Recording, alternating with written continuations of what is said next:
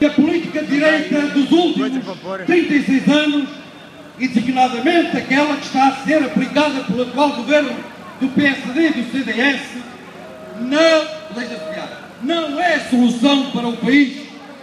Confirma esta marcha que cada vez mais são mais os portugueses que nem sequer podem ouvir falar do passo, do portas deste governo. Pois claro. Mas não é só dessa equipa.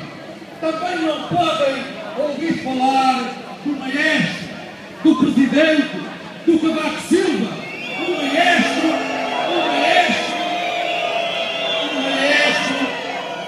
o maestro de uma orquestra que passa a vida a dar notas falsas aos trabalhadores e ao nosso povo.